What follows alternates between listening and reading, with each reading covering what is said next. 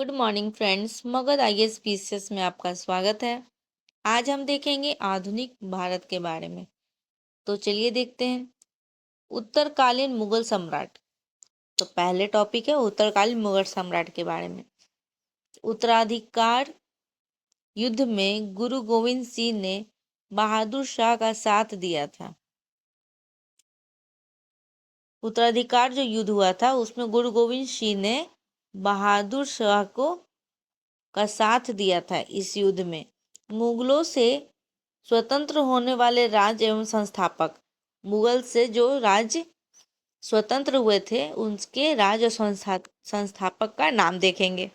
तो पहला हुआ अवध, शहादत खां का, और दूसरा हैदराबाद, चिनकिलीज खां या नियाज उल मुल्क आसफ जहाँ, तीसरा रुहेलखंड, इनके हैं वीर दाऊद एवं अली मोहम्मद खां, चौथा बंगाल मुर्शिद कुली खां, पांचवा कर्नाटक शादुतुल्ला खां, छठा भरतपुर चूड़ामन एवं बदनशी।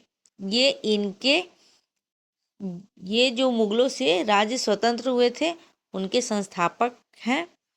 राज्य और उनके संस्थापक का नाम हुआ। ठीक है, नोट देखिए। मुगल सम्राट मोहम्मद शाह ने सआदत खां को बुरहान उल मुल्क की उपाधि दी। बुरहान उल मुल्क की उपाधि किसने दी थी? शहादत खां को मिली थी ये उपाधि।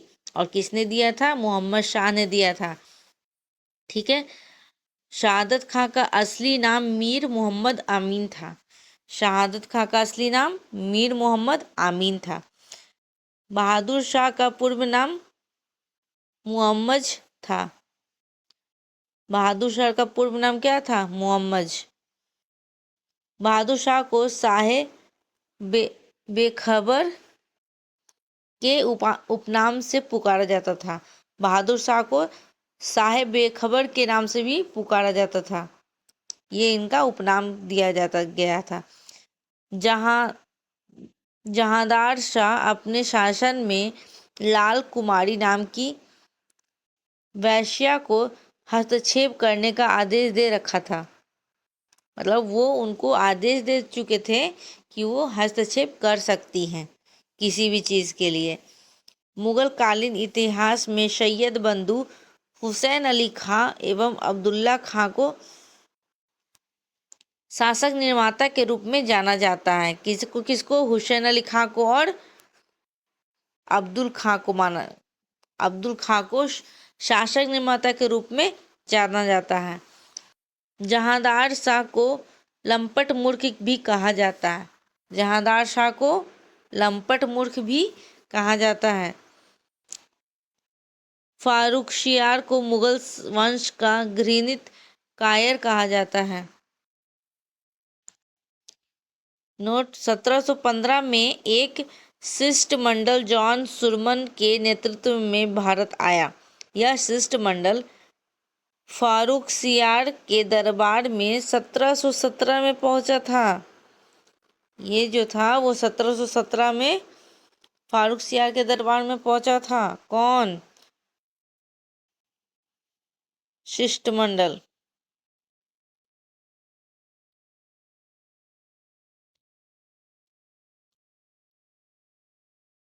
समय फारुखशियार जानलेवा घाव से पीड़ित था। इस शिष्टमंडल में हैमिल्टन नामक डॉक्टर थे। इस शिष्टमंडल में कौन थे? हैमिल्टन। ये एक डॉक्टर थे जिन्होंने फारुखशियार का इलाज किया था। हैमिल्टन ने ही फारुखशियार का इलाज किया था। ठीक है, इससे खुश होकर इसने अंग्रेजों को भारत में कहीं भी व्यापार करने की अनुमति तथा अंग्रेजी सिक्के को मान्यता प्रदान किया। फारुखशियार द्वारा जारी किए गए इस घोषणा का ईस्ट इंडिया कंपनी का मैग्नेटांट कहा जाता है। ये जो घोषणा की गई कि कहीं भी अंग्रेजी सिक्के को चलाया जा सकता है और कहीं भी व्यापार किया जाता है, किसी भी चीज़ का व्यापार किया जाता है, इस प्रक्रिया की ये जो घोषणा की गई थी इसको ही ईस्ट इंडिया का मैग्नेटाट कहा जाता है। ठीक है, सुंदर युवतियों के प्रति अत्यधिक रुझान के कारण मोहम्मद शाह को रंगीला बादशाह कहा जाता है। ये अत्यधिक सुंदर स्त्रियों के रुझान के कारण कि बहुत जल्दी आकर्षित हो जाते थे सुंदर स्त्रियों के प्रति, इसलिए इन्हें रंगीला बादशाह भी कहा जाता है। किन्हें? मोहम्मद शाह को। एक संगीतकार के रूप में मोहम्मद शाह ने अनेक ख्यालों की रचना की। इन्होंने अनेक ख्याल की रचना भी की है। तुरानी सैनिक हैदर बेग ने 9 अक्टूबर 1720 तुरानी सैनिक हैदर बेग ने 9 अक्टूबर 1720 ईस्वी को सैयद बंधु हुसैन अली खां की हत्या कर दी। इन्होंने हुसैन अली खां की हत्या कर दी थी। मोहम्मद शाह के शासनकाल में ही हैदराबाद के चिनकी लीज खान ने निजाम उल मुल्क की उपाधि धारण की थी। किसके शासनकाल में? है मोहम्मद शाह के शासनकाल में चिकिनीज खान ने निजामुल हक की उपाधि चिकिनीज खान ने निजामुल हक की उपाधि धारण की थी। और 1725 में वे स्वतंत्र राज्य की स्थापना की। और 1725 में उन्होंने एक स्वतंत्र राज्य की स्थापना भी की। ठीक है। हैदराबाद की स्थापना तुरानियों ने एवं अवध की स्थापना ईरानियों ने की थी। हैदराबाद की स्थापना तुरानियों ने की थी, अवध की स्थापना ईरानियों ने की थी। ईरान फारस के सम्राट नादिर शाह ने 1739 ईस्वी में दिल्ली पर आक्रमण किया। उस समय दिल्ली का शासक मोहम्मद शाह था। उस समय जो दिल्ली का शासक था वह मोहम्मद शाह था। आक्रमण के समय नादिर शाह को ईरान का नेपोलियन कहा जाता है। नादिर शाह को ईरान का नेपोलियन कहा जाता है। कहाँ का? ईरान का। ठीक है। नादिर शाह लगभग 70 करोड़ रुपए की धनराशि और शाहजहां का बनाया हुआ तख्ते ताउश, पीकॉक थ्रोन तथा कोहिनूर हीरा लेकर फारस वापस लौटा। तख्ते ताउस मयूर सिंहासन पर बैठने वाला अंतिम मुगल शासक मोहम्मद शाह था। मोहम्मद शाह अंतिम मुगल शासक था। ठीक है। तख्ते ताउस पर बैठने वाला। शाह आलम द्वितीय अली गौहर के शासनकाल में 1803 ईस्वी में अंग्रेजों ने दिल्ली पर कब्जा कर लिया। पानीपत का तीव्र युद्ध 1761 में मराठा एवं अहमद शाह अब्दाली की सेना के बीच हुआ। इस युद्ध में मराठों की हार हुई थी। अहमद शाह अब्दाली का वास्तविक नाम अहमद खां था।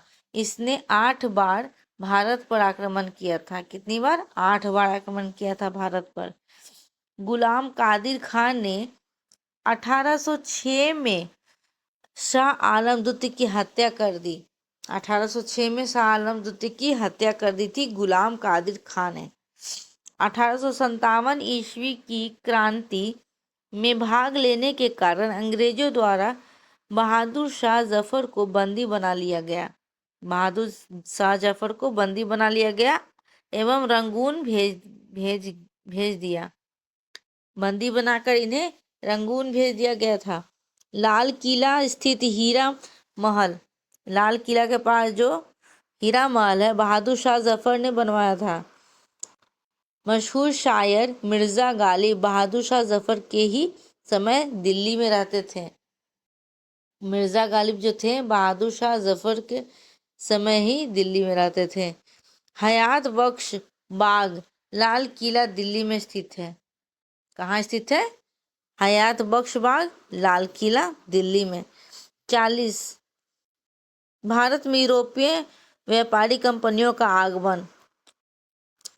17 मई 1498 में वास्को डी गामा ने भारत में पश्चिम तट पर स्थित कालीकट बंदरगाह पहुंचकर भारत एवं यूरोप के बीच नए समुद्र मार्ग की खोज की। इस यात्रा में वास्को डी गामा को गुजराती पथ प्रदर्शक अब्दुल मनीज ने सहयोग किया था। अब्दुल मनीद ने सहयोग किया था। ठीक है। वास्को डी गामा को 1505 ईस्वी में फ्रांसिस्को दे द अल्मेडा भारत में प्रथम पुर्तगाली वायसरॉय बनकर आया। कब आया था? 1505 में फ्रांसिस्को द अल्मेडा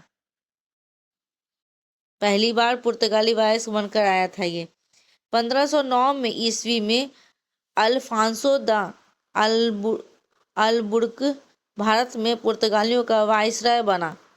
इसने 1510 ईस्वी में बीजापुर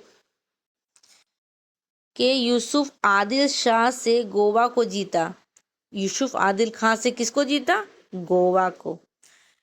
और पुर्तगालियों ने अपनी पहली व्यापारिक कोठी कोचीन में खोली।